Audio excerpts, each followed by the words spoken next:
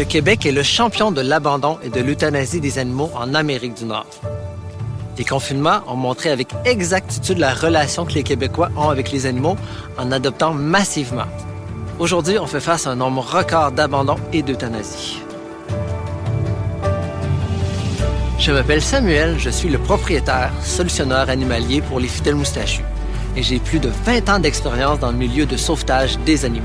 J'ai été répondant pour les appels d'urgence. J'ai fait l'entretien des animaux, le soin des animaux, j'ai fait le recensement des chiens. J'ai été dans des milieux insalubres pour retirer des animaux. J'ai aussi été propriétaire d'un refuge pour animaux et d'un centre de services animaliers municipal. Grâce à notre approche, de 2016 à 2019, on a réduit le nombre d'euthanasies dans le centre de services animaliers de la Ville de Québec de plus de 50 %, ce qui n'avait jamais été fait avant. Grâce à ces années d'expérience, je sais ce qu'il faut faire pour réduire significativement le nombre d'euthanasies d'animaux au Québec. Depuis un peu plus de 2 ans, je teste à petite échelle un concept que je suis prêt à mettre de l'avant. La première étape est pour bien connaître l'animal. Alors, on monte un profil de celui-ci à l'aide de spécialistes comme les vétérinaires et les coachs en comportement.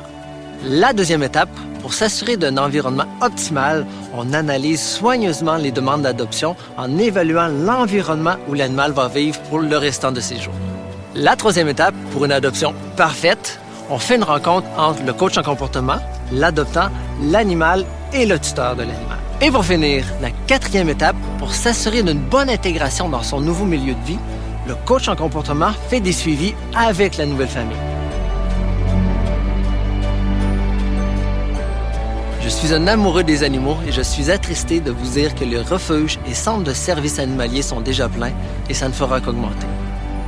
On se dirige vers la plus grande hécatombe animalière de l'histoire du Québec avec les adoptions confinement.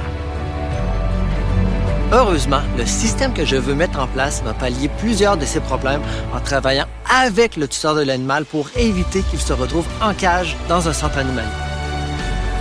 On enlève un énorme stress en l'animal qui ne se retrouve pas en cage. On évite qu'il tombe malade. On évite qu'il se le fasse peut-être euthanasier et ou mal évalué à cause d'un environnement trop stressant. On se ne fera pas de cachette, il est minuit moins une. Einstein a dit « La folie, c'est de refaire toujours la même chose en espérant un résultat différent. » C'est pour ça que l'approche que je propose est différente. Pour pouvoir mettre ce concept en place, j'ai besoin de votre appui financier et cet argent pourrait servir à régler définitivement un problème. L'argent nécessaire prend en compte le système de logistique, la programmation informatique, la refonte du site Internet, les consultants, les experts animaliers et bien d'autres. Que vous soyez un particulier ou une entreprise, votre appui est important. Prenons collectivement en main l'avenir de nos animaux. Merci.